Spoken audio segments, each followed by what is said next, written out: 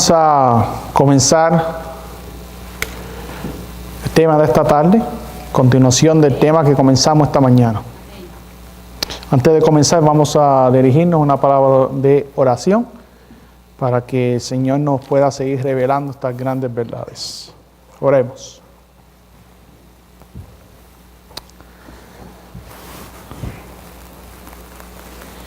Nuestro querido y nuestro amante Padre que moras en los cielos y en el corazón de tus hijos. Oh bendito Dios, en esta hora venimos a ti, Señor, suplicando que en esta tarde, Señor, hermosa de sábado, en este día hermoso que tú nos has dado, Señor, tú nos puedas hablar a través de tu palabra en esta hora.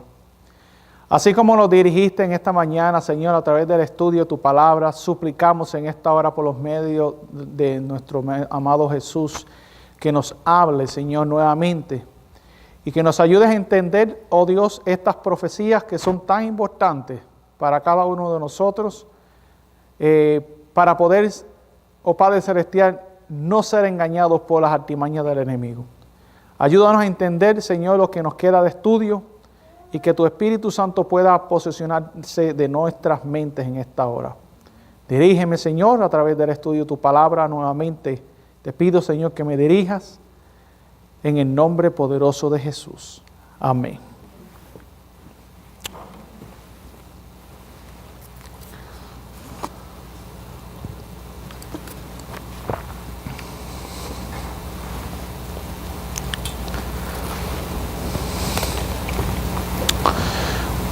Bueno, estamos aquí nuevamente para gozarnos más en el estudio de la palabra de Dios. Realmente lo necesitamos estudiar la palabra cada vez más, porque sabemos que Jesús está a las puertas. Y por esa razón necesitamos constantemente seguir empapándonos del estudio de su palabra. Esta mañana estuvimos hablando un poco sobre este tema, un poder atrevido, y nos quedamos hablando en el estudio de esta mañana, hablando sobre la prevaricación sobre el continuo. Eso fue lo que terminamos hablando esta mañana. Daniel capítulo 8, manera de introducción donde estábamos esta mañana. Estudiamos esta mañana el versículo 10 del capítulo 8 de Daniel. Y el versículo 11. Y Daniel capítulo 8, versículo 10 decía, y se engrandeció, hablando del cuerno pequeño, del papado, y se engrandeció hasta el ejército del cielo. Ya sabemos cuál es el ejército del cielo, ¿no? Ya te lo sabe Bayro, ¿verdad? De memoria. ¿Cuál es el ejército del cielo? El ejército del cielo son los siervos de Dios. Sí, son los ángeles también, ¿verdad? Son los ángeles, pero en este caso se aplica más al pueblo de Dios, al pueblo remanente de Dios. Y se engrandeció hasta el ejército del cielo, que es el pueblo de Dios, y parte de las estrellas hecho por tierra. Ya vimos que eso tiene que ver con el pueblo de Dios también. Y las pisoteó. Versículo 11, dice la Biblia, y aún contra el príncipe de la fortaleza se engrandeció. Ya sabemos cuál es el príncipe de la fortaleza, ¿no? Cristo Jesús, lo vimos a través de la Biblia.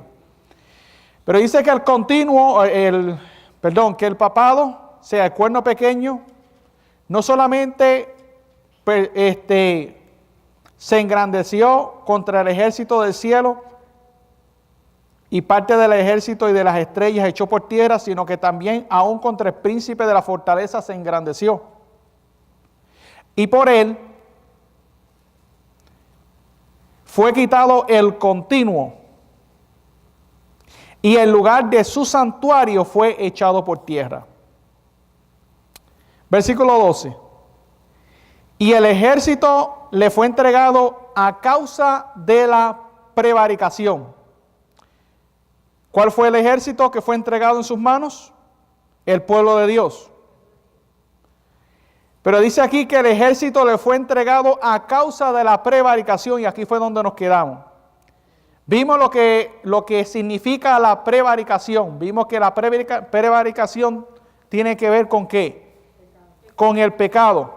Dimos las citas bíblicas, Daniel 9:24, y vimos que la palabra en hebreo para prevaricación es que significa defecto, falta, fraude, infracción, iniquidad, maldad, ofensa, pecado, pecar, rebelarse, rebelde, rebeldía, etcétera, etcétera, etcétera. Eso lo vimos a través de la definición en el hebreo de lo que es prevaricación.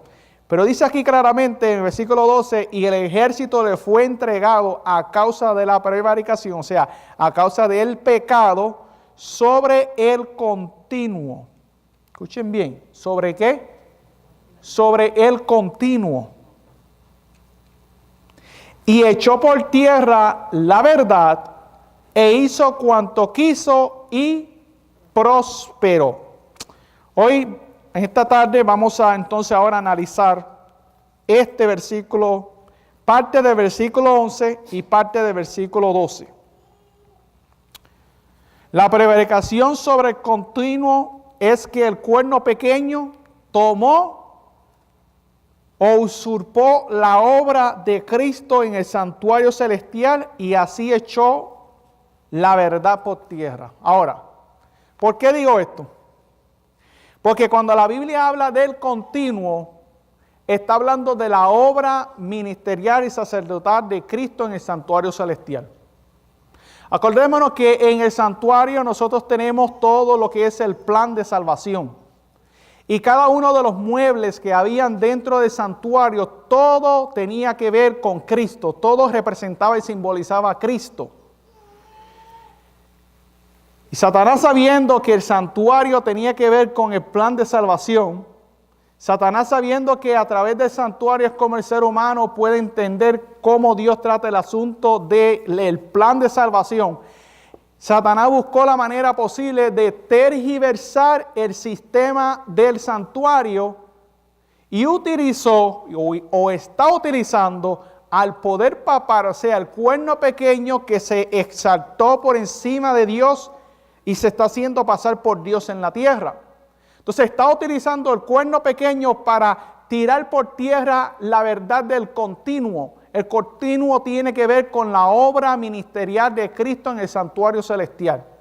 La obra que Cristo está haciendo por ti y por mí. Ahora, quiero aclarar esto porque hay cierta enseñanza por ahí que muestran de que el continuo aquí no tiene que ver nada con la obra ministerial de Cristo, sino que tiene que ver con el paganismo, con el continuo paganismo. Pero eso es una enseñanza completamente errada, porque si nosotros analizamos todo el contexto bíblico de lo que viene hablando la Biblia en cuanto al continuo, tiene que ver con la obra de Cristo en el santuario celestial. Ahora, ¿cómo lo vamos a probar? Bueno, vamos a ir a través de la Biblia, porque el cuerno pequeño, eso es exactamente lo que ha hecho. El cuerno pequeño se ha exaltado como Dios en la tierra. El cuerno pequeño se ha exaltado sobre el príncipe del ejército, sobre Cristo. El cuerno pequeño ha perseguido a los santos del Altísimo. El cuerno pequeño ha intentado cambiar los tiempos y la ley de Dios. Entonces, son tantas las características que señalan realmente que la obra que el cuerno pequeño está haciendo de tirar por tierra la verdad de Dios es a través de la enseñanza del santuario. Está tirando la verdad del santuario por tierra, y al tirar la verdad del santuario por tierra o tergiversar la verdad del santuario por tierra, tira por tierra la verdad, porque dentro del santuario está Cristo. Y Cristo es la verdad, lo estuvimos estudiando esta mañana. Ahora, vamos a la Biblia, vamos al libro de Daniel, capítulo 7 y versículo 25. Ahí mismo, cerquitita donde estábamos. Daniel 7, 25. Daniel 7, 25 nos dice a nosotros que este cuerno pequeño, o sea, el papado, hablaría palabras contra el Altísimo y a los santos del Altísimo afligiría. Y pensaría en mudar los tiempos, ¿y qué más, hermano? y la ley, y entregados serán en su mano hasta un tiempo, tiempos y el medio de un ¿qué? De un tiempo, que son, ¿cuánto tiempo? 42 meses, que es lo mismo el tiempo profético de días, de 1260 días. Así que eso es una profecía que la podemos estudiar más adelante, pero solamente quise traerlos aquí para mostrar bíblicamente que el cuerno pequeño es exactamente lo que dice aquí que está haciendo. ¿Ve? Hablaría palabra contra el Altísimo, a los santos del Altísimo afligiría y pensaría en cambiar los tiempos y la ley de Dios. Ahora, ¿cómo así el cuerno pequeño estaría usurpando el lugar que le corresponde a Dios? ¿Cómo él puede estar usurpando el lugar que le corresponde a Dios? O sea, hablando del cuerno pequeño, ¿cómo él lo haría? ¿Cómo él haría esa obra de usurpar la obra que le corresponde solamente a Dios? Bueno, según leímos anteriormente en el libro de Daniel capítulo 8, dice que el versículo 11, aún contra el príncipe de la fortaleza se engrandeció, o sea, contra Cristo, y por él fue quitado el continuo. Y el lugar de su santuario fue echado por tierra. ¿Por qué razón? Porque es exactamente lo que el papado ha estado haciendo, echando por tierra la verdad del santuario. Ahora, ¿cómo así? ¿Cómo estaría él echando la verdad del santuario por tierra? ¿Cómo estará haciéndolo? Bueno, si nosotros vamos al libro de Éxodo capítulo 29, vamos a analizar el primer punto. Y a través de este primer punto y lo siguiente que vamos a tocar, vamos a ver lo que es el continuo. El continuo, porque muchas veces las personas se preguntan, bueno, ¿qué es el continuo? El continuo, lo dije ya anteriormente, es la obra ministerial de Cristo en el santuario celestial. Ahora, a Moisés se le dieron instrucciones exactas de cómo debía construir el santuario y cómo debía de llevar a cabo cada uno de los ritos y ceremonias que se llevaban a cabo en el santuario terrenal. Ahora, en Éxodo capítulo 29, versículo 38, parte de las instrucciones que Dios le dio fue esta. Éxodo capítulo 29 y versículo 38 dice la Biblia: y esto es lo que ofrecerás sobre el altar cada día: 2 corderos de un año, ¿cómo dice la Biblia? Continuamente. Aquí está la palabra el continuo. Siempre que nosotros veamos en el santuario, vamos a ver esa palabra continuo, continuamente la vamos a ver. Por ejemplo, vamos a darle el primer ejemplo que tiene que ver con los sacrificios diarios de mañana y de tarde. Esos sacrificios diarios de mañana y tarde representaban algo. Pero dice la Biblia claramente, y esto es lo que ofrecerás sobre el altar cada día: 2 corderos de ¿qué? De un año. ¿Y cómo se debían ofrecer? ¿Cada cuánto tiempo? Continuamente. O sea que era continuamente, había que ofrecerlos. Mientras el santuario terrenal estuviese en pie, estos sacrificios continuamente todos los días se tenían que llevar a cabo porque representaban a algo, representaban la obra de Cristo como intercesor. Números capítulo 28, vamos allá al libro de Números capítulo 28. En Números capítulo 28 ya sabemos que el primer punto que vamos a tratar es el punto de los sacrificios. Y dice que los sacrificios de mañana y tarde, el servicio de los sacrificios era continuo. Vimos que también Daniel nos habla de que el papado iba a tirar por tierra el continuo, o sea, la obra de Cristo, la obra ministerial y sacerdotal de Cristo en el santuario celestial. Números capítulo 28, versículo 1 al 6. El que lo tenga puede darle lectura. Jehová habló a Moisés diciendo: manda a los hijos de Israel y diles: mi mi ofrenda, mi pan con mis ofrendas encendidas, en olor a mí agradable, guardaréis, ofreciéndomelo a su tiempo. Amén. Y les dirás, esta es la ofrenda encendida que ofreceréis a Jehová. 2 corderos sin tacha de 1 año, cada día, por holocausto continuo. Ok, vamos a hacer una pausa ahí. Estos holocaustos, según la Biblia, tenían que ser ¿qué? Continuo. Lo estamos viendo que dice que aquí que era continuo. Aquí vemos la palabra continuo nuevamente, que es lo mismo que vimos esta mañana, que la palabra en hebreo continuo. ¿Cuál era la palabra en hebreo continuo? ¿Cuál es la palabra para continuo en el hebreo? Tamid. ¿Se acuerdan?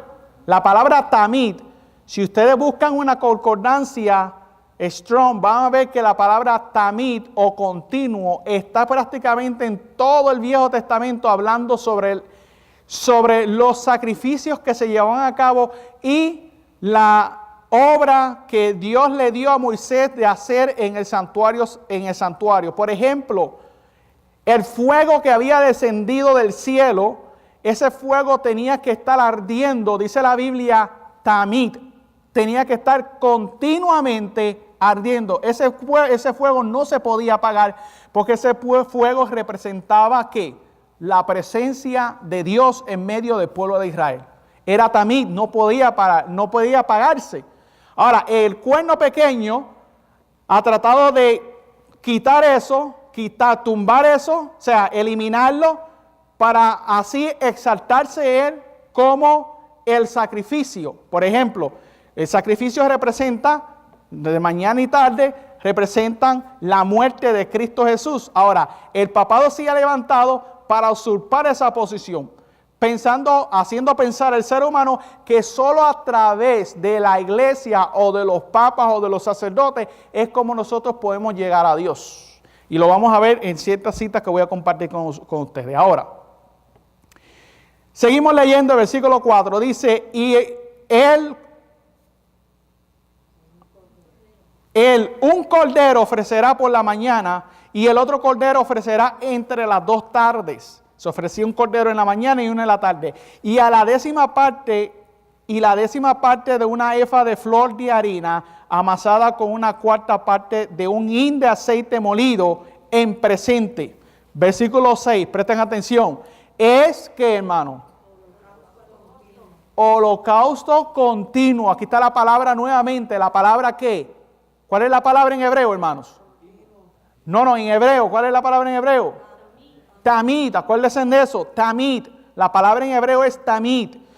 Es tamid que fue hecho en el monte de Sinaí en olor de suavidad, ofrenda encendida ¿a quién? A Jehová. Amén por eso. Ahora, este sacrificio de mañana y tarde tenía que llevar a cabo porque para que hubiese reconciliación entre el pueblo y Dios, solamente a través de estos sacrificios que se podía llevar a cabo, porque este sacrificio representaba a Cristo Jesús. Si vamos al libro de Juan, en el libro de Juan, en el capítulo 1, la Biblia nos enseña, estos sacrificios representaban a Cristo. Estos corderos que se mataban y se quemaban tanto en la mañana como en la tarde eran un símbolo de Cristo Jesús. Juan capítulo 1, versículo 29, otro voluntario que lo pueda leer en alta voz, por favor. Juan capítulo 1, versículo 29, ¿qué dice la Escritura?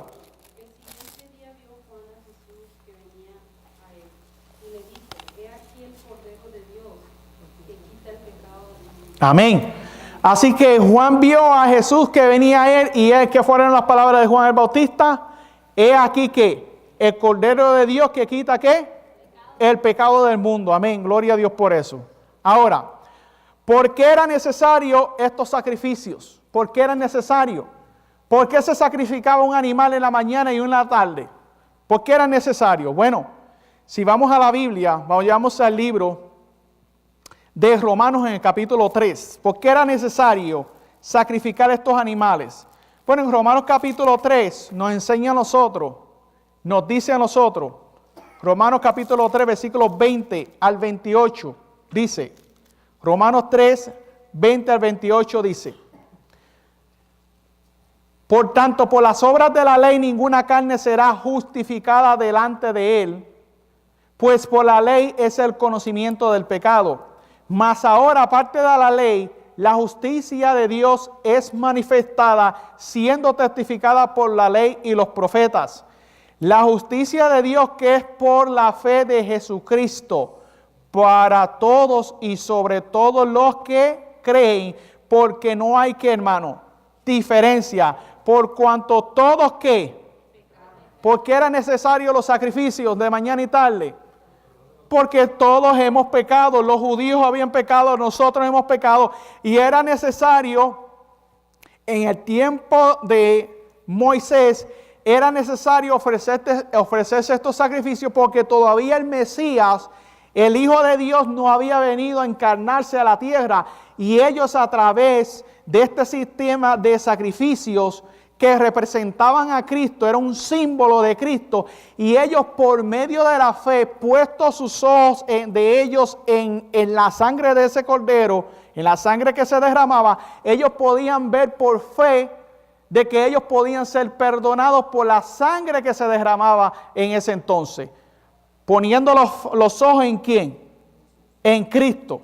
Ellos sabían que no era el cordero que los perdonaba del pecado, era la sangre del Mesías, la sangre del cordero, que alguna vez había de venir a la tierra para ofrecerse como sacrificio, así como se ofrecían cada uno de estos holocaustos allá en el santuario terrenal. Ahora, Romanos capítulo 5, en Romanos capítulo 5, leímos ahí en Romanos capítulo 3 del 20 al 28, leímos, ¿no? Versículo 23 dice, por cuanto todos pecaron y están destituidos de la gloria de Dios, siendo justificados gratuitamente por su gracia mediante la redención que es sin quién. A quien Dios ha puesto en qué, hermano? En propiciación por medio de la fe en su sangre, amén, para manifestar su justicia por la remisión de los pecados pasados en la paciencia de Dios, para manifestar su justicia en este tiempo, para que Él sea quien, el justo. Escuchen bien lo que dice la Biblia, porque vamos a ver la cita que vamos a leer ahorita en cuanto al papado. Dice, para que Él sea el justo y el que justifica al que cree en Jesús. ¿Dónde pues está la jactancia? Queda excluida, hermano. ¿Por qué razón? Porque somos pecadores. Dice, ¿por cuál ley? De las obras. No, sino por la ley de la fe. Ahora, miren lo que dice el versículo 28. Concluimos pues, dice aquí el apóstol Pablo, que el hombre es justificado por la fe sin las obras ¿de qué? De la ley. Somos justificados por la fe sin las obras ¿de qué? De la ley. ¿Es Dios solamente Dios de los judíos? No. ¿Lo es también de quién? De los gentiles. Ciertamente también de los gentiles. Gloria a Dios. O sea que nosotros los gentiles, por medio de la sangre de Jesús, por medio de Él, de su justicia, nosotros podemos ser reconciliados con Dios. Hemos pecado, pero a través de Cristo somos reconciliados con Dios el Padre, a través de la sangre del Cordero de Cristo Jesús. Romanos capítulo 5, versículo 1, dice la Biblia, justificados pues por la fe, tenemos que paz para ¿con quién? Con Dios. Para con Dios, ¿por medio de quién? O sea que nosotros tenemos paz para con Dios por medio de quién. Ahora, ¿dice aquí que tenemos paz para con Dios por medio del Papa de Roma? No. ¿Tenemos paz para con Dios por medio de la iglesia? Estoy resaltando esto porque voy a leer otras cosas y quiero que se quede bien grabado esto en sus mentes para que vean por medio de las Escrituras que solamente somos justificados por fe. Y solo, gloria a Dios, que es solamente por fe, por medio de la fe en Cristo Jesús. Ninguna obra que nosotros hagamos nos justifica delante de Dios. Claro, no quiere decir eso que después que nosotros somos justificados por medio de Cristo, la justificación de Cristo no nos va a llevar a nosotros a obedecer a Dios. Nos lleva a la obediencia, a obedecer sus mandamientos. Pero ninguna obra que nosotros hagamos nos puede justificar delante de Dios porque nosotros somos ¿qué? Pecadores, hemos violado la ley de Dios. Pero Cristo sí puede justificarnos delante de Dios porque Cristo vivió como hombre, pero nunca violó ¿qué? La ley de los 10 mandamientos. Nunca violó la ley. Siempre fue obediente. Y gloria a Dios porque Jesús fue obediente y por medio de él tenemos nosotros salvación. Ahora, Patriarcas y Profetas, página 365. Apunten esta cita, Patriarcas y Profetas, página 365. Escuchen lo que dice. Página 365 de Patriarcas y Profetas.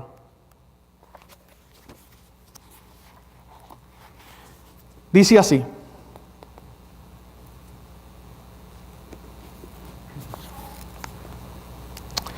Dice, el servicio diario, lo que estamos estudiando, consistía en el holocausto matutino y en el vespertino, o sea, en la mañana y en la tarde, las 3 de la tarde, en el ofrecimiento del incienso en el altar de oro y de los sacrificios especiales por los pecados individuales.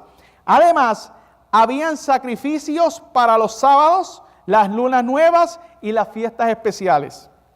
Cada mañana y cada tarde se ofrecía sobre el altar un cordero de 1 año con las oblaciones apropiadas de presentes para simbolizar la consagración diaria a Dios de toda la nación y su constante dependencia de la sangre expiatoria de Cristo. Amén. Así que, ¿qué representaba los sacrificios de mañana y tarde? ¿Qué representaban, hermanos? ¿No entendieron? ¿Qué representaban? ¿Se acuerdan? Dice aquí, cada mañana y cada tarde se ofrecía sobre el altar un cordero de 1 año con las oblaciones apropiadas y presentes para simbolizar la consagración diaria a Dios y de toda la nación y su constante dependencia de la sangre expiatoria de Cristo. ¿Qué representaban los sacrificios de mañana y tarde? ¿La dependencia de quién? La consagración diaria ¿a quién? A Dios. Y la constante dependencia de la sangre expiatoria. Amén. Dios les indicó expresamente que toda ofrenda presentada para el servicio del santuario debía ser sin defecto, hermano. ¿Por qué? Porque representaba a Jesús. Dice, los sacerdotes debían examinar todos los animales que se traían como sacrificio y rechazar los defectuosos. Solo una ofrenda sin defecto podía simbolizar la perfecta pureza de aquel que había de ofrecerse como cordero sin mancha y sin contaminación. Primera de Pedro 1:19. El apóstol Pablo enseña estos sacrificios son como una ilustración de lo que los seguidores de Cristo han de llegar a ser. Dice, así que hermanos, os ruego por las misericordias de Dios que presentéis vuestros cuerpos en sacrificio que vivo, santo, agradable a Dios, que es vuestro culto racional. Hemos de entregarnos al servicio de Dios y deberíamos tratar de hacer esta ofrenda tan perfecta como sea posible. ¿Hablando de quién? De nosotros. Dios no quedará satisfecho sino con lo mejor que podamos ofrecerle. Los que le aman de todo corazón desearán darle el mejor servicio de su vida y constantemente tratarán de poner todas las facultades de su ser en perfecta armonía con las leyes que nos habilitan para hacer su voluntad. Amén, hermano. Así que los sacrificios de mañana y tarde eran continuos. Y esta obra, el papado, ha tratado de tirarla por tierra. ¿Por qué razón? Porque sabemos que ya la obra que se llevaba a cabo de servicio de mañana y tarde era una dependencia completamente ¿de quién? De Dios, y una constante consagración a Dios. Ahora, vamos a leer una cita en este libro, el Catecismo de la Iglesia Católica, y ahora vamos a comparar ahora cómo el papado ha tirado esta verdad, este continuo, lo ha tirado por tierra. En el libro Catecismo de la Iglesia Católica, página 418, miren aquí lo que dice estos autores. Página 418.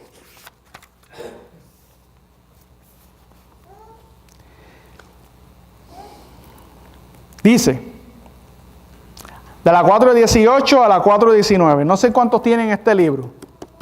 Deben de conseguirlo, es importante tenerlo. El libro del Catecismo de la Iglesia Católica. Y deben enseñarlo bien al video para que si alguien lo está viendo, lo vaya a ver, no vaya a pensar que estoy leyendo de otra fuente que no es esta. Catecismo de la Iglesia Católica. Es bueno que lo consigan. ¿Okay? Ahora vamos a ver cómo el papado ha tirado esta gran verdad del continuo por tierra. Miren lo que dice así. Dice así.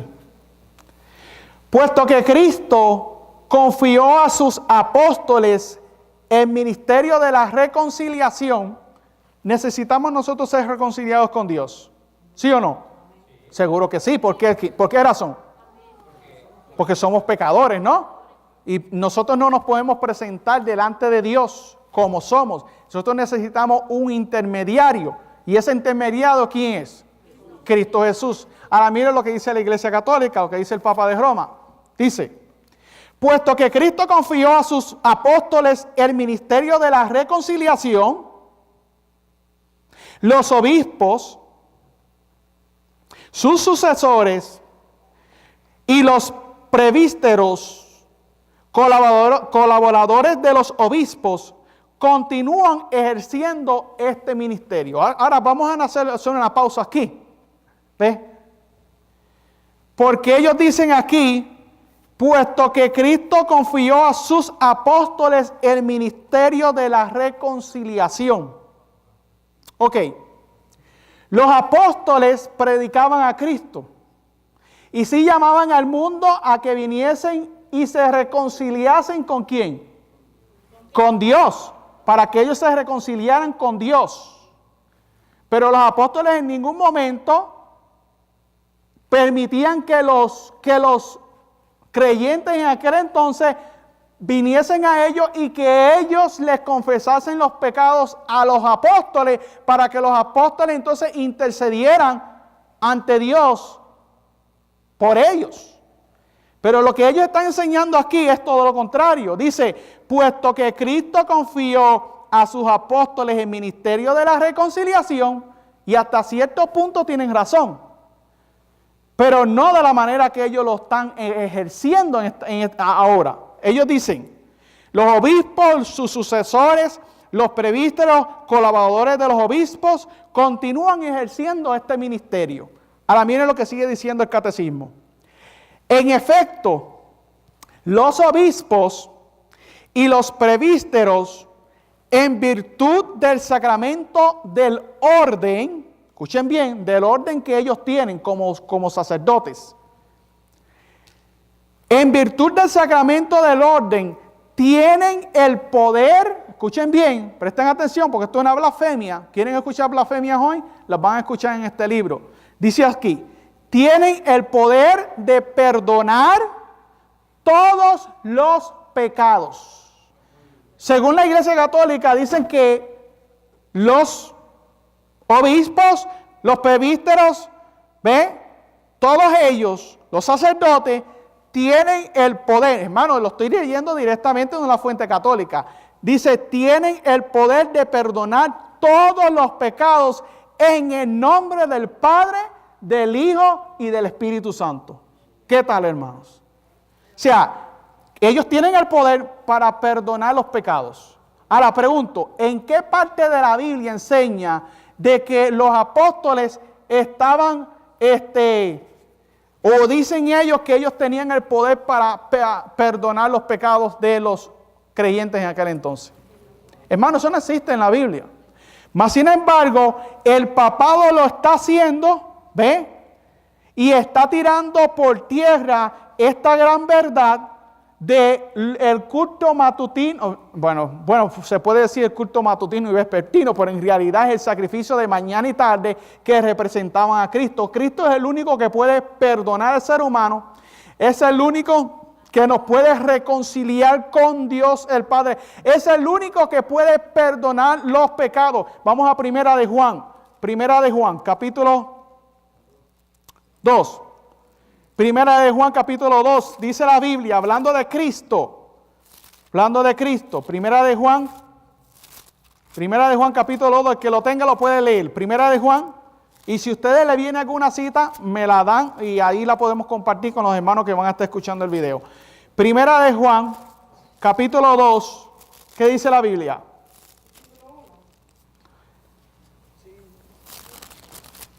Primera de Juan, capítulo 2.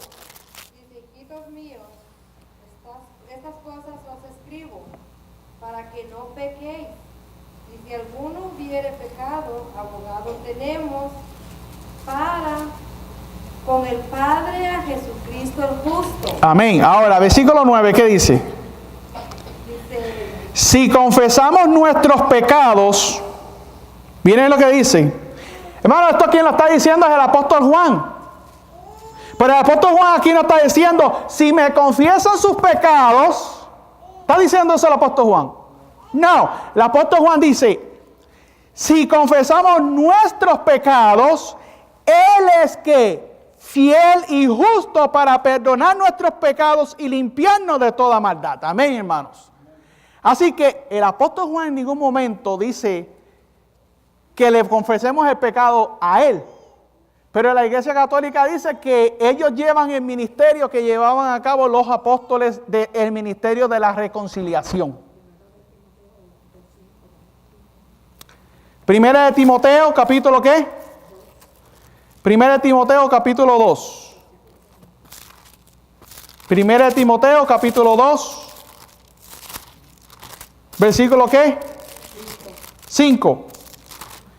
Dice aquí, porque hay un solo Dios y un solo mediador entre Dios y los hombres, a Jesucristo que hombre, gloria a Dios.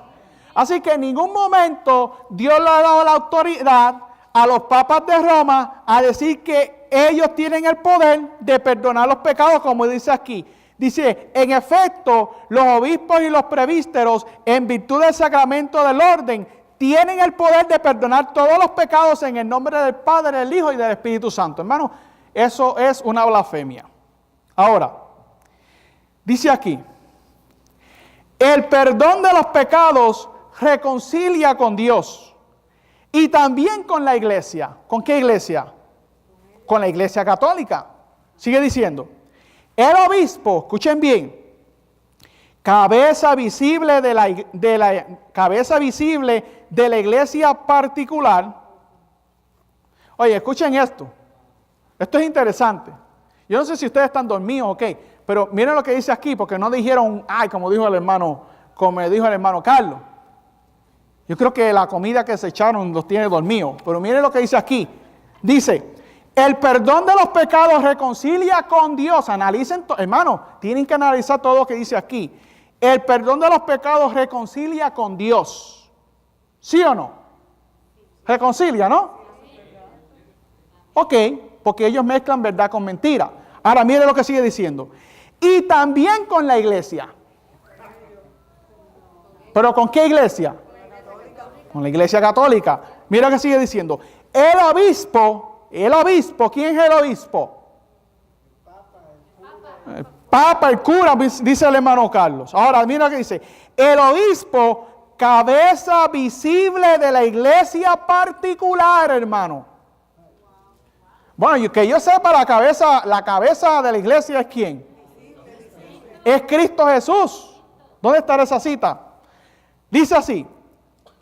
El obispo, cabeza visible de la iglesia particular, es considerado, por tanto, con justo título, escuchen bien, desde los tiempos antiguos, como el que tiene principalmente el poder y el ministerio de la reconciliación. Ok, Efesios refiriéndose a él. 5:23. Porque el marido es cabeza de la mujer, Amén. así como Cristo es cabeza de la iglesia. Vamos a leerla aquí en los micrófonos. Sería bueno preparar un micrófono aparte para que lo puedan leer. Cuando se lea alguna cita ya, pues se pueda escuchar en el video. Dice, Efesios, ¿no? Efesios 5:23. Vamos a ver si el obispo es la cabeza de la iglesia en particular. Efesios 5, ¿qué? 23. Porque el marido es cabeza de la esposa, así como Cristo es cabeza de la iglesia. ¿Quién es la cabeza de la iglesia? Cristo. Y Él es el Salvador del cuerpo. Amén. Pero aquí el Papa de Roma dice que Él es la cabeza de la iglesia. El obispo, cabeza visible de la iglesia en particular, es considerado, por tanto, con justo título, desde los tiempos antiguos. Cuando dice aquí desde los tiempos antiguos, está hablando desde el tiempo de Moisés. ¿Por qué razón? Porque el papado, o sea, el cuerno pequeño, como lo dice la profecía dice que iba a tirar por tierra el continuo. O sea, iba a tirar por tierra el lugar de su santuario. ¿Qué es santuario? Bueno, el santuario, las verdades del santuario terrenal y las verdades del santuario ¿qué? Celestial. Entonces, eso es exactamente lo que ellos están haciendo. Y claro, dicho sea de paso, hermano, al leer nosotros esto, estamos viendo un fiel cumplimiento de la palabra profética. Lo que Daniel vio, lo estamos nosotros viendo y palpando con nuestros propios ojos y lo estamos leyendo la apostasía que hay en cuanto a esta falsa adoración. Ahora, miren lo que sigue diciendo. Dice aquí, dice que el obispo, o sea, por tanto, con justo título desde los tiempos antiguos como el que tiene principalmente el poder y el ministerio de la reconciliación, hablando del Papa de Roma o de los sacerdotes. Ellos tienen el ministerio de la reconciliación desde tiempos antiguos. Es el modelador de la disciplina penitencial. ¿Ve? Los presbíteros, sus colaboradores, lo ejercen en la medida en que han recibido la tarea de administrarlo, sea de un obispo o de un superior religioso, sea del Papa o a través del derecho de la iglesia. Hermano, lo estamos viendo nosotros con nuestros propios ojos cómo este poder del anticristo está en contra de Cristo y está tratando de tirar por tierra las verdades del santuario. Cristo está en el santuario como sumo sacerdote y solamente a Él nosotros debemos ir para pedir perdón de pecados y ser limpiados de toda maldad. Ahora, otra cita. ¿Cuál es la otra cita? Estamos en Colosenses 1. Dale volumen, hermano. ¿Colosenses qué? Colosenses 1, 14 al 19. Colosenses 1, 14 al 19. ¿Qué dice? Ahora, léalo en altavoz. En quien tenemos, hablando de Jesús, redención por su sangre, el perdón de pecados. Él es la imagen del Dios invisible. Amén. El primogénito de toda creación. Gloria a Dios. Porque en Él fueron creadas todas las cosas, las que hay en los cielos y las que hay en la tierra, visibles e invisibles, sean tronos, sean dominios, sean principados, sean potestades. Todo fue creado por medio de Él y para Él. Amén. Y Él es antes de todas las cosas, y todas las cosas en Él subsisten. Amén. Y Él es la cabeza del cuerpo, que es la iglesia. Amén. El que es el principio, el primogénito de entre los muertos, para que en todo tenga la preeminencia. Gloria a Dios. Por cuanto agradó al Padre que en Él habitase toda plenitud. Gloria a Dios. Así que vemos claramente que la cabeza de la iglesia es ¿quién? Cristo, ahí lo dice. Y me encantó el versículo 14 que dice en Colosenses 1:14, en quien tenemos redención por su sangre y el perdón de ¿qué?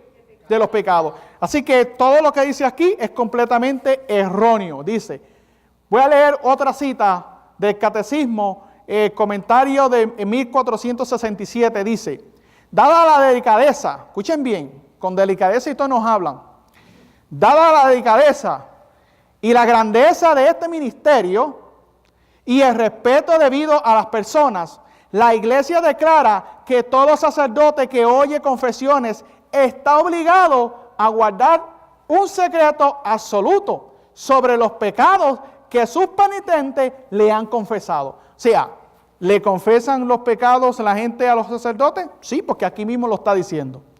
Bajo penas muy severas. Ahora sigue diciendo, tampoco puede hacer uso de los conocimientos que la confesión le da sobre la vida de los penitentes. Este secreto que no admite expiación, que no admite excepción, se llama sigilio sacramental, porque lo que el penitente ha manifestado al sacerdote queda sellado por el sacramento, hermano. ¿Y usted cree que el sacerdote no va a venir a meterle chisme allá en el pueblo a otra persona? Mire, hermano, confiar en el hombre es lo más terrible. El Señor dice que no confiemos en quién. Maldito el hombre que confía en otro hombre y pone carne por su brazo, hermano. No podemos confiar en el hombre. Entonces, ¿cómo nosotros vamos a confesar nuestros pecados a un ser pecador igual que yo? ¿Cómo yo le voy a confesar el pecado a él? No, tenemos que confesárselo a quién. A aquel que nunca pecó. Gloria a Dios. Ahora, vamos a seguir analizando. Ajá. Dale el micrófono, por favor. Ellos dicen, Dios dice, mirad que nadie os engañe por medio de filosofías y huecas sutilezas, según las tradiciones de los hombres, conforme a los rudimentos del mundo y no según Cristo.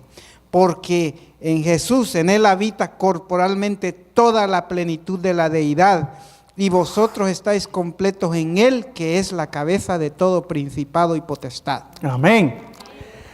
Así que, hermano, el papado quita a Cristo para ellos decir que tienen el poder, que tienen la autoridad de perdonar los pecados, hermano. De esta manera están tirando por tierra el continuo y el lugar de su santuario.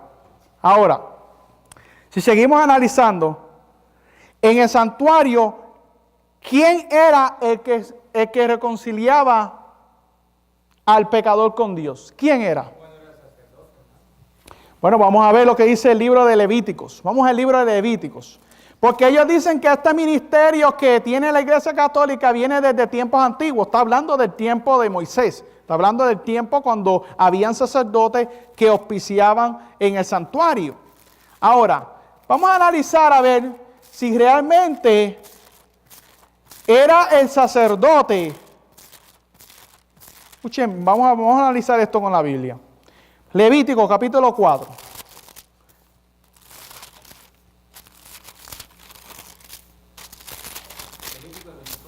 Levítico capítulo 4.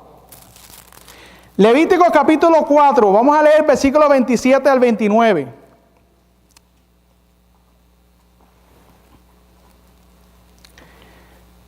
¿Quién era que reconciliaba al pecador con Dios? ¿Por medio de quién se reconciliaba? Bueno, miren lo que sucedía. Levítico capítulo 4 nos habla, si podemos leer de versículo 27 en adelante, nos habla si alguna persona del pueblo, cualquier persona que no fuera sacerdote, si cualquiera de ellos pecaba, ¿qué ellos tenían que hacer? A cómo ellos se reconciliaban con Dios. Bueno, iban al sacerdote y le confesaban el pecado al sacerdote, o sea, en este caso a Aarón. Iban donde Aarón y venían y se postraban delante de Aarón y le decían a Aarón todos los pecados que habían cometido. Bueno, vamos a ver qué dice la Biblia. Versículo 27. Si alguno del pueblo común pecare por yerro, haciendo algo contra alguno de los mandamientos de Jehová, en cosas que no se han de hacer, y delinquiere, luego que le fuese conocido su pecado que cometió, ¿su qué? Su pecado que cometió, traerá por su ofrenda una cabra. Una cabra sin qué. O sea, que para ese reconciliarlo tenía que traer ¿qué? Tenía que traer su ofrenda. Y la ofrenda era una cabra. Pero ya vimos que representaba la cabrita o el cabrito. ¿Qué representaba? Según Juan 1:29. Representaba a Cristo. Cuando Juan el Bautista vio a Jesús venir, dijo, he aquí el Cordero de Dios que quita el pecado del mundo. O sea, estos animales representaban, simbolizaban al Cordero de Dios que iba a venir una vez, que iba a llegar al mundo y que iba a hacerse hombre para hacer un sacrificio por la raza humana, para que el ser humano pudiese ser reconciliado con Dios por medio de él. Ahora, dice aquí, versículo 29. Leímos el versículo 27, ¿no? Versículo 28 dice, luego que le fuese conocido su pecado que cometió, traerá por su ofrenda una cabra sin defecto, porque representaba a Cristo, por su pecado que habrá cometido. Ahora, ¿qué hacía el pecador común? ¿Cómo se reconciliaba él con Dios? Bueno, él ponía las manos sobre la cabeza de la expiación, o sea, sobre la cabeza del animal, y la degollará en el lugar del holocausto. ¿Ve? En el lugar del holocausto. O sea, el pecador tenía que confesar su pecado sobre la cabeza del animal. Ahora, ¿qué significa eso? Confesar su pecado. Lo confesaba en el animalito que iba a ser sacrificado, y eso significaba Cristo. Amén. O sea, tenía que confesar su pecado. Si había dicho una mala palabra, venía, traía su ofrenda, ponía su mano sobre la ofrenda, confesaba el pecado que había cometido. Pero ¿a quién él estaba confesando el pecado, hermano? Se lo estaba confesando a Cristo por medio de la fe. No se lo estaba confesando al sacerdote. En ningún momento, ahí la Biblia dice. Ahora, pero la Iglesia Católica dice que ellos tienen el ministerio de la reconciliación siguiendo el ejemplo de esto que estamos leyendo. Pero es que aquí en ningún momento se enseña de que el creyente le confesaba el pecado al sacerdote, sino que confesaba su pecado poniendo la mano sobre la víctima que representaba a Cristo, que era el Cordero, que iba a morir, iba a ser degollado. Ahora, vamos a seguir leyendo. Vamos ahora. ¿A quién entonces se le confesaba el pecado? Levítico capítulo 5. Levítico capítulo 5, versículos 4 al 6. Miren lo que dice. Levítico capítulo 5, versículos 4 al 6 dice: también la persona que jurare pronunciando con sus labios hacer mal o bien en cualquier cosa que el hombre profiriere con juramento, y él no lo conociere, si después lo entiende, será culpable de una de estas cosas. Ahora dice el versículo 5. Y será que cuando pecare en alguna de estas cosas, confesará que aquello en que pecó. No dice aquí confesará aquello, se lo dirá el sacerdote. No, confesará aquello en que pecó, y para su expiación presentará a Jehová, ¿qué? Y para su expiación presentará a Jehová por su pecado que ha cometido una hembra de los rebaños, una cordera o una cabra como ofrenda de expiación, y el sacerdote hará expiación por él de su ¿qué? De su pecado. Ahora, ¿qué quiere decir esto? No es que él le confesaba el pecado al sacerdote, sino que una vez él confesaba su pecado, ya lo leímos anteriormente, ponía la mano sobre la ofrenda, confesaba su pecado, mataba el animalito, la sangre la recogía el sacerdote, y ahora el sacerdote llevaba la sangre ¿a dónde? ¿Al lugar de qué? Del santuario, al lugar santo. Y cogía con la sangre, con las puntas de los dedos y salpicaba 7 veces sobre el velo de la sangre. Ahora, en la sangre ya había ¿qué? Ya había pecado. Porque simbólicamente era pasado el pecado del creyente a la sangre, porque la sangre representaba ¿qué? La sangre de Cristo, que una vez iba a morir por los pecados de cada uno de nosotros. Entonces, ese sacerdote que representaba a Jesús, lo llevaba al santuario y ahí hacía la expiación. ¿Ven? Versículo 30 dicen por ahí. Bueno. Ahora, se salpicaba la sangre sobre el velo y entonces venía el sacerdote, ponía de la sangre sobre los cuernos del altar del incienso y después salía el sacerdote a la parte de afuera en el lugar del holocausto y derramaba el resto de la sangre al pie del altar. Esa sangre que quedaba ahí manchando el santuario del pecado. El pecado había sido confesado, pero el pecado quedaba registrado ¿dónde? En el santuario. ¿Ok? Quedaba registrado en el santuario. Pero en ningún momento aquí el pecador le confesaba el pecado al sacerdote. Esa obra que hacía ese sacerdote es la misma obra que hace Cristo por nosotros en el santuario celestial. Cristo, a través del sacerdote, estaba intercediendo entre el pecador y Dios el Padre. De igual manera, Dios hoy mismo, Cristo en el santuario celestial, como dice el libro de Hebreos capítulo 8, Cristo está en el cielo intercediendo por nuestros pecados ante el Padre. Él es nuestro intermediario, Él es el que está en el medio, intercediendo. Pero esa obra le toca a Cristo. Esa obra no es del Papa de Roma. Esa obra no es de ningún ser humano en esta tierra. Todos estos sacrificios llegaron a su cumplimiento en el día cuando Cristo murió allá en el Gólgota. Todos estos sistemas de sacrificios y ceremonias terminaron ahí. Una vez terminados ellos, ya Cristo toma el papel que le corresponde como sumo sacerdote, ¿ven? Y está intercediendo por nosotros en el santuario celestial. Ya no necesitamos más sacerdotes terrenales. Amén. Esos sacerdotes terrenales ya no hacen falta. Entonces, si ya esos sacerdotes no hacen falta, ¿por qué hay sacerdotes hoy día pretendiendo ser sacerdotes de Dios y permitiendo que los seres humanos le confiesen el pecado a ellos? Dice el libro de Hebreos, vamos al libro de Hebreos capítulo 8, Hebreos capítulo 8. Vamos a analizar lo que allí dice. No, Hebreos capítulo 9, miren lo que dice, hablando de Cristo en el santuario celestial, miren lo que dice el apóstol Pablo.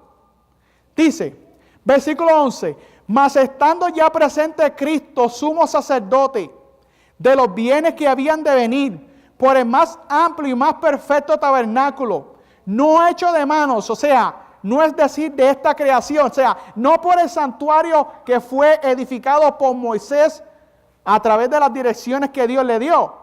Sí, no por ese santuario, dice aquí, no por ese santuario, ni dice el versículo 12, y no por la sangre de machos cabríos ni de becerros, ¿ve?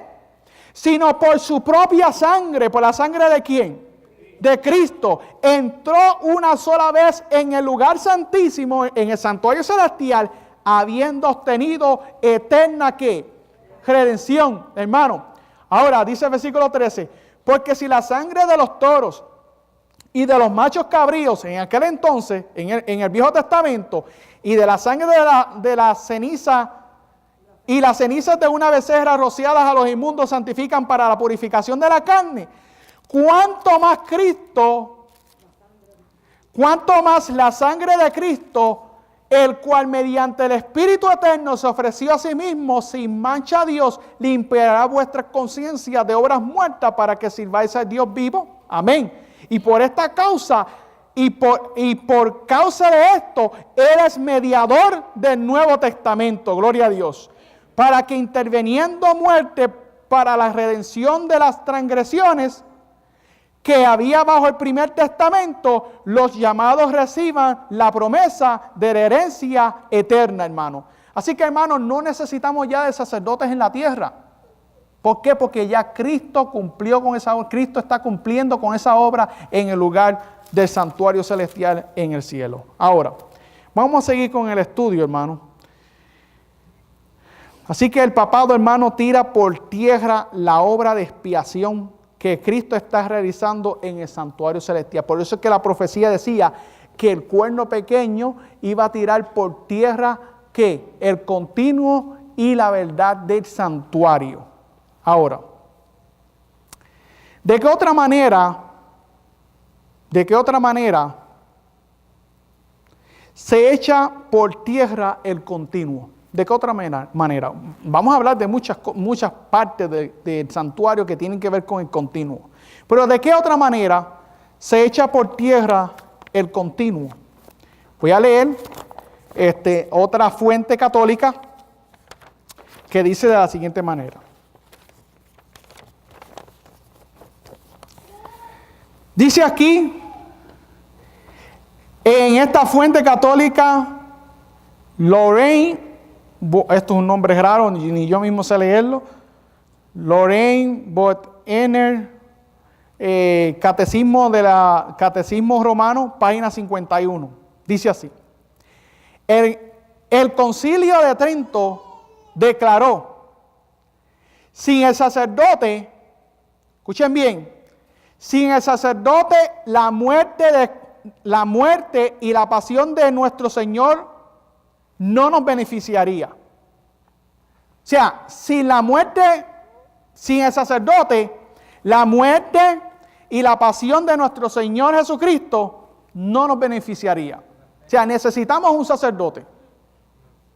Estamos viendo cómo están tirando por tierra la verdad del santuario. O sea, Cristo está en el santuario celestial hoy día. No necesitamos más sacerdotes en esta tierra. Eso era el viejo pacto. Bajo el viejo pacto ya estamos en el nuevo pacto. En el nuevo pacto ya tenemos, hermanos, algo mejor que becerros y cabritas. Algo mejor, hermanos, que sacerdotes terrenales. Ya tenemos a Cristo, la realidad. El tipo se encontró con el antitipo. Cristo está en el lugar santísimo. Ya no necesitamos de sacerdotes, hermanos. Pero miren lo que dice aquí. En el Concilio de Trento se declaró, sin el sacerdote, la muerte y la pasión de nuestro Señor Jesucristo no nos beneficiaría. Ve cuán grande es el poder del sacerdote. Por solo una palabra que sale de sus labios, convierte a un pedazo de pan en Dios. Escuchen bien. Esto es una blasfemia, hermano. Es joven, me gustaría que me consiga el video que te dije ahorita, a ver si me lo puedes conseguir, por favor. Vamos a pasar un video para yo comprobar lo que estoy diciendo aquí con lo que ellos enseñan. Ahora miren lo que dice aquí. Dice, ve cuán grande es el poder del sacerdote. Por solo una palabra que sale de sus labios convierte un pedazo de pan en Dios. Esto requiere mayor poder que la creación de un mundo. Si yo me encontrara con un sacerdote y con un ángel, saludaría al sacerdote antes de saludar al ángel. El sacerdote ocupa el puesto de Dios. Esto es una blasfemia, hermano. Pero esto es lo que la Iglesia Católica enseña. Ahora vamos a mostrar un video para mostrar a ver si es que yo estoy leyendo un disparate que yo mismo escribí aquí, o es una fuente que es verdad, que viene de la Iglesia Católica. Vamos a ver este video y entonces continuaremos. No sé si el video está ready, si no puedo comentar cualquier otra cosa. O sea, a través de la Eucaristía, porque ahora vamos a hablar a la Eucaristía. La Eucaristía, a través de la Eucaristía, nosotros podemos ver cómo se tira por tierra el sacrificio de Cristo. ¿Ven? Porque a través de la Eucaristía, estamos hablando de la Santa Cena que ellos llevan a cabo, que supuestamente es Santa Cena, por eso a ellos no le llaman Santa Cena, a ellos le llaman la Eucaristía, donde tienen una hostia, un pedazo de pan, que de hecho ese pedazo de pan es un símbolo del sol, ¿ve? Porque ellos son adoradores del sol, son paganos, adoran al sol, y por eso es que ellos dicen de que ellos tienen el poder de hacer de ese pedazo de pan, hacer de ellos que ese pan es Cristo mismo. Ahora vamos a ver qué ellos dicen. Vamos a ver qué dice Luis Toro, que tanto habla de que tiene la verdad. Me han pedido que hablemos un poquito sobre nuestro Señor Jesucristo en la hostia si nosotros lo adoramos. Un poquito más de volumen. Hermanos, vamos a hablar claro. Nosotros adoramos, sí adoramos a Jesús en la hostia consagrada. ¿Y por qué los católicos adoran a Jesús en la hostia? Si ustedes los católicos adoran la hostia, adoran a Jesús en la hostia, ¿por qué lo hacen? Está bien que digan que Jesús es Dios, está bien que crean que Jesús es Dios, pero ¿cómo va a creer que Jesús, Dios, está en el pedazo de pan? Eso es imposible. Pues déjeme decirle, ¿por qué? Quiero hacer un comentario. Están viendo que de la boca de él, este es un sacerdote católico, y no me cabe la menor duda que sea un jesuita. Él está diciendo, y está hablando claramente, diciendo que el pedazo de pan, que se convierte en ¿quién? En Jesucristo, pero literalmente. O sea, la blasfemia de esta enseñanza, hermanos, o la blasfemia de la Eucaristía, es que tiran por tierra el sacrificio de Cristo. O sea, a través de la Eucaristía, que se celebra todos los domingos, es necesario volver, para que Cristo pueda ser suficiente para nosotros, es necesario que pase primero por manos del sacerdote. O sea, el sacerdote tiene, como leímos aquí anteriormente, dice, sin el sacerdote, la muerte y la pasión de nuestro Señor Jesucristo no nos beneficiaría. O sea, tiene que pasar por medio de Él, para que entonces los pecados de los hermanos católicos puedan ser perdonados. Tienen que pasar primero por el rito que Él hace como sacerdote para hacer que ese pedazo de pan se haga Cristo, para que entonces eso les beneficie a los creyentes. ¿Estamos entendiendo por dónde los llevo? O sea, ¿estamos entendiendo cuál es la blasfemia en cuanto a esto? Vamos a seguir leyendo. Vamos a seguir escuchando lo que dice ahí. ¿Que nosotros creemos que Jesús Dios está en la hostia? Si es algo tan imposible. Porque ese que usted y yo creemos que es Dios, es tan poderoso que está en todas partes al mismo tiempo. Pero, ojo, de modo especial está en la hostia consagrada. Ahí está. No solamente está en todas partes, Él es Dios. Como es Dios, puede estar en todas partes al mismo tiempo, no hay ningún problema. Él es Dios. Pero ojo, Un disparate. ese Dios es tan grande y tan poderoso, es el Dios todopoderoso, tan poderoso, que es el único que tiene poder para quedarse en un pedazo de pan. Si Jesucristo no fuera Dios, los católicos no podríamos creer que está en el pan, porque eso no lo puede hacer nadie, solamente lo puede hacer Dios. Y si Jesucristo está en la hostia, es porque efectivamente en Él reside la plenitud de Dios. Tan grande y tan poderoso es que se quedó en un pedazo de pan. No solamente está en todas partes, sino que además ha querido quedarse de modo especial. Es cierto lo que Carlos está diciendo. Es una burla. O sea, Jesús está tan dependiente de nosotros los sacerdotes que para Él poder beneficiar a la raza humana tiene que pasar por mí, como en el caso de Él, haciéndome yo pasar por Él, para que entonces le pueda beneficiar este asunto a los creyentes. Sí. O para que sea signo con el propósito, o tenga valor, no sé. Ahora vamos a seguir escuchando. Especial en la hostia. ¿Dónde lo dice? Las Sagradas Escrituras. Vamos allá. Pongan la lupa para que ustedes vean que ese Jesús que es Dios está en la hostia consagrada. Sí. Y por tanto, ustedes y yo lo adoramos en la hostia. Y decimos, ahí está Dios. Ese es Dios. Lo adoramos. Vamos con San Juan capítulo 6, versículo 51. San Juan capítulo 6, versículo 51.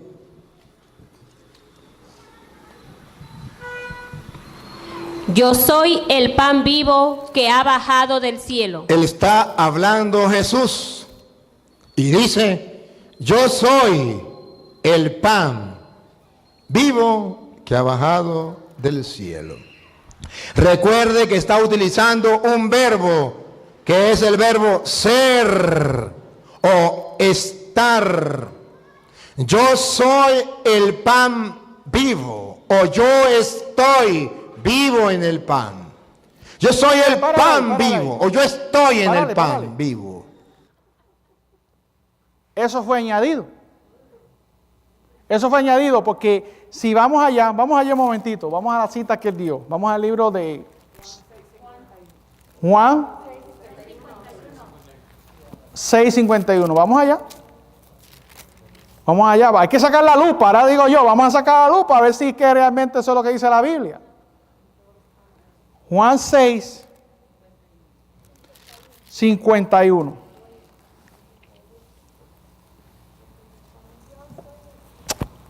Hermano, Jesús en Juan 6 está hablando, sí está hablando del pan, pero es un símbolo, es una representación, un símbolo, el pedazo, el pan de él. Ahora, mira lo que dice. Juan capítulo 6, versículo 35, mira lo que dice el contexto bíblico. Vamos a leer el versículo 31, dice: nuestros padres comieron el maná en el desierto, como está escrito, pan del cielo les dio a comer. Entonces Jesús les dijo, de cierto os digo, no os dio Moisés pan del cielo, mas mi Padre os da el verdadero pan del cielo. Ahora, ¿qué Jesús está tratando de mostrarle a los judíos en aquel entonces? O sea, Jesús les está dejando saber, el pan que descendió allá en el desierto, el maná que descendía, que ellos estaban consumiendo, era un símbolo ¿de quién? De Cristo, porque Cristo es el único que nos puede dar a nosotros vida. Para ellos vivir necesitaban ¿qué? El pan en el desierto para poder vivir, porque no había otro medio de comida. Ahora, sí. Dice, Jesús les dijo, de cierto os digo, no os dio Moisés el pan del cielo. O sea, no es Moisés, no lo da el hombre. Ajá. Es un punto muy importante. Amén. Contrarrestando lo que este loco dice. Mas mi Padre os da el verdadero pan del cielo. Amén. Clarito. Ahí está. Mas mi Padre os da el verdadero pan del cielo. ¿Hablando de quién? De Él mismo. O sea, Jesús lo que le está diciendo a ellos es una enseñanza que Jesús le está dando. Es como una parábola. Jesús le está diciendo, yo estoy delante de ustedes. Acéptenme a mí y con eso es suficiente. En ningún momento dice lo que él dijo ahí. De que, ¿cuál fue el comentario que él dijo? De que Jesús se hacía. Estaba explicando del verbo ser. Ajá. Que estaba diciendo que el verbo ser y estar estaba explicando, entonces dice por ende, él está en el pan. O sea, que Jesús está en el pan. Pero él mismo es una estupidez porque dice pan y no está hablando de algo literal. Y lo que ellos tienen ahí es una hostia. Exacto. No es un pan, no tiene nada que ver, aún en lo literal, en su hostia, no tiene nada que ver con el pan. Y ahí claramente el Señor Jesús está haciendo alusión a su sacrificio, Amén. a su cuerpo, Amén. al sacrificio que Él iba a hacer. Amén. Seguimos leyendo. Versículo 32. Entonces Jesús les dijo, de cierto os digo, no os dio Moisés pan del cielo, mas mi Padre os da el verdadero pan del cielo. Porque el pan de Dios es aquel que descendió del cielo y da vida ¿a quién? Pero está hablando de Él, de Jesús, la realidad. No un pedazo de pan, no es que la hostia es el pedazo, es Cristo. Que a través del conjuro que ellos hacen ahí, se hace Cristo. No. Mira lo que dice, versículo 35. Y Jesús les dijo, yo soy el pan de vida. El que a mí viene nunca tendrá hambre. El que en mí cree no tendrá sed jamás. Ahí dice la Escritura. Mas os he dicho que aunque me habéis visto, no creéis. Versículo 51. Yo soy el pan vivo que descendió del cielo. Si alguno comiere de este pan, vivirá para siempre. Y el pan que yo daré es que mi carne, la cual yo daré por la vida de ¿quién? Del mundo. O sea, es como una parábola lo que Jesús le está presentando a los judíos en aquel entonces. Lo mismo nos está diciendo a nosotros. Para nosotros ser salvos necesitamos de ese pan verdadero, necesitamos de Cristo, pero no es que Cristo está dentro del pan. Es tomarlo en una manera espiritual. Exacto. Ahora, si vamos al libro de Primera de Corintios, en el capítulo 11, en lo que es la Santa Cena, en el rito de la Santa Cena, miren lo que dice aquí.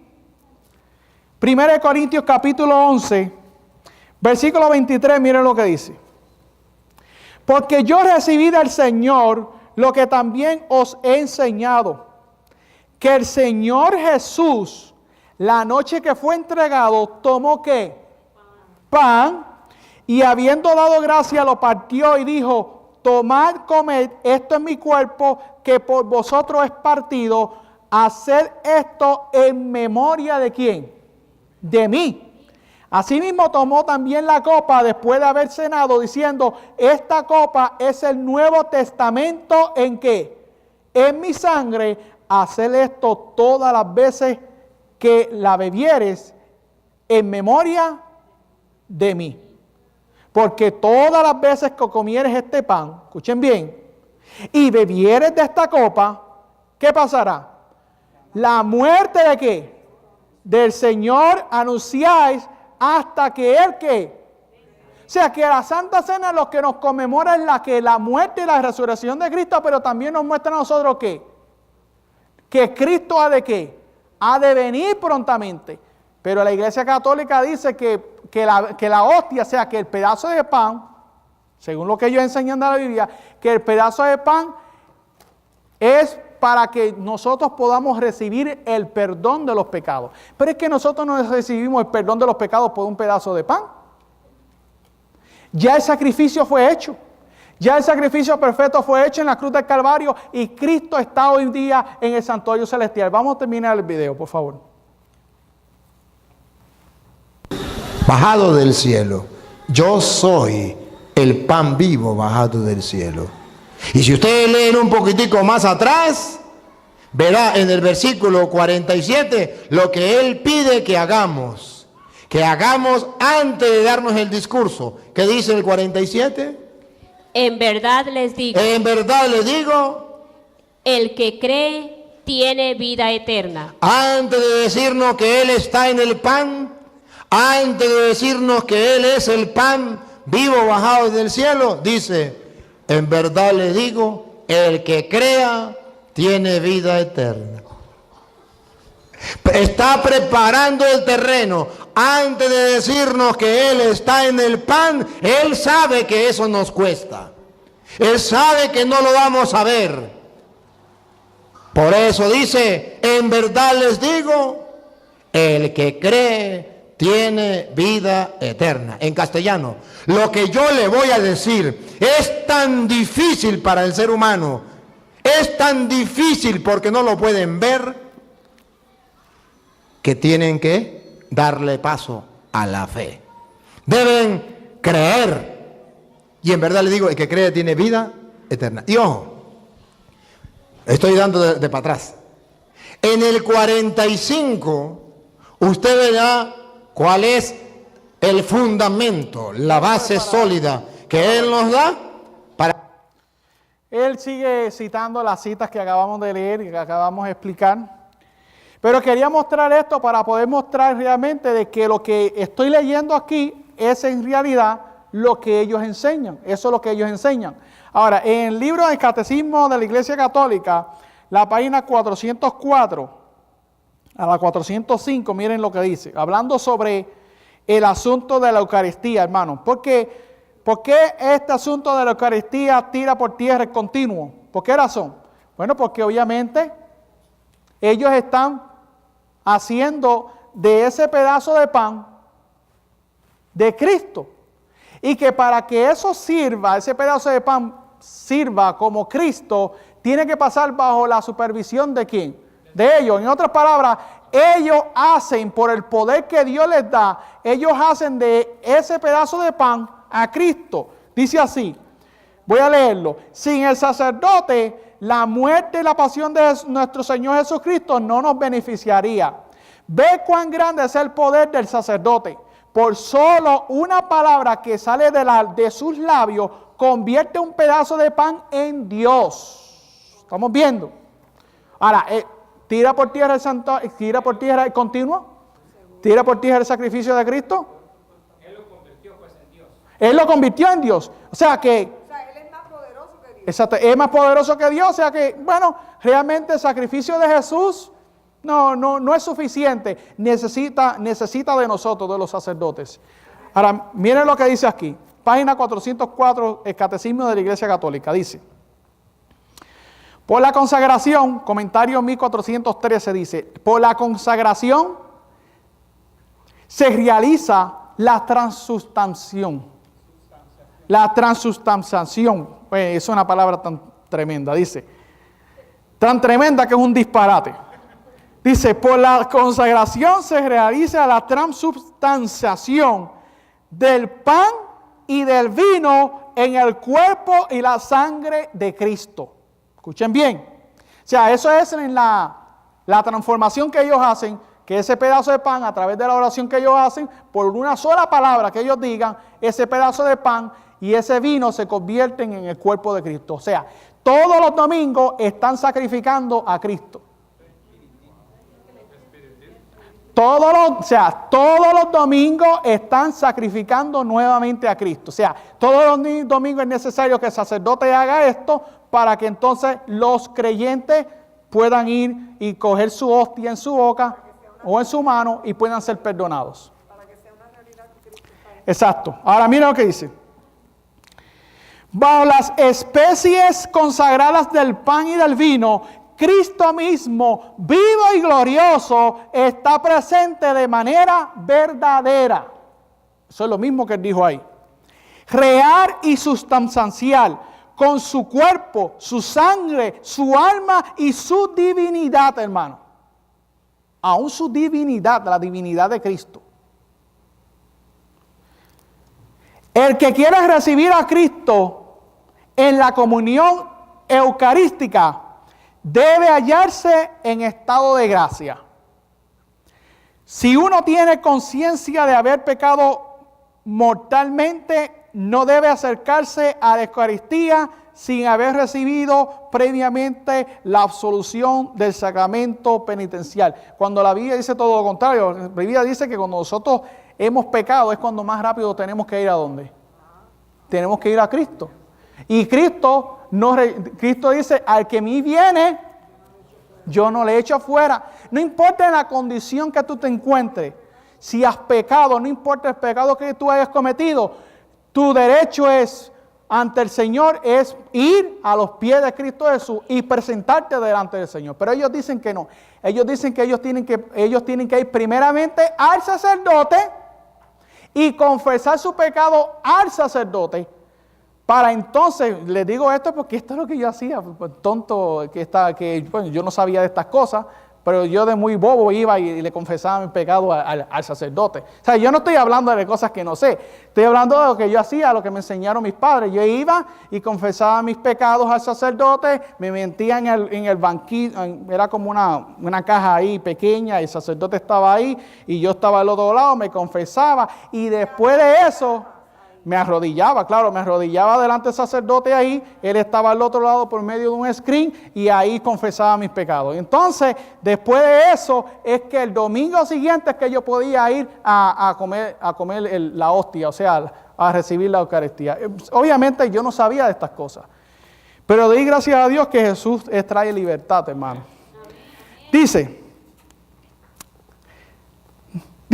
la sagrada comunión del cuerpo y de la sangre de Cristo acrecienta la unión del comulgante con el Señor, le perdona los pecados veniales y lo preserva de pecados graves.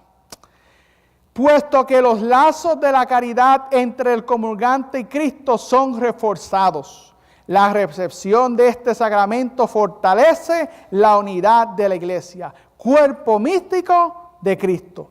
Puesto que Cristo mismo está presente en el sacramento del altar, es preciso honrarlo con culto de adoración. La participación en el santo sacrificio nos identifica con su corazón, sostiene nuestras fuerzas a lo largo del peregrinar en esta vida, nos hace desear la vida eterna y nos une ya desde ahora a la Iglesia del cielo, a la Santísima Virgen María y a todos sus santos. Qué lindo, qué bonito. O sea que no solamente eso, sino que también a través de ese sacramento vamos a ¿dónde? Vamos a tener comunión también ¿con quién? Con María, que está 7 pies bajo tierra, llena de gusanos, esperando que Cristo la resucite. Y tenemos comunión con los santos de Dios. Ahora, hermano, el tiempo se me ha acabado, lamentablemente, y el estudio, todavía nos queda como 2 horas más de estudio. Pero creo que, hermanos, hasta este momento hemos podido ver que el continuo, según Daniel 8, el continuo ha sido pisoteado y que el lugar de su santuario ha sido pisoteado por el cuerno pequeño. Lo estamos viendo, ahí está.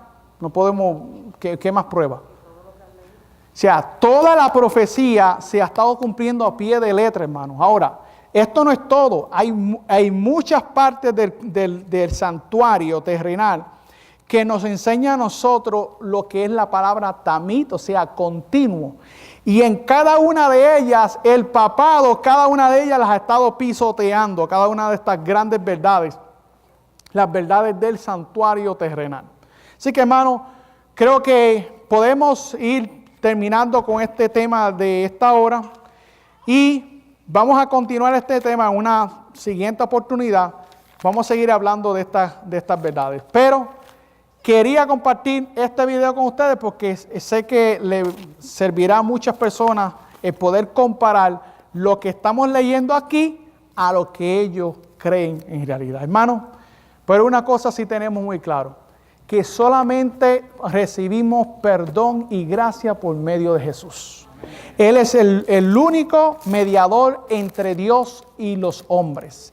No necesitamos de ningún sacerdote en esta tierra, de ningún pastor, de ningún ser humano para nosotros ir hacia el trono de la gracia. Solamente por medio de la fe, poniendo nuestros ojos en la fe de Cristo Jesús, recibimos nosotros perdón de pecados. Así que, hermanos, confiemos que Jesús está en el santuario celestial, intercediendo por cada uno de nosotros y que solo a Él debemos ir. Así que, hermano, que el Señor les bendiga. Le dejo la parte al que le continúa.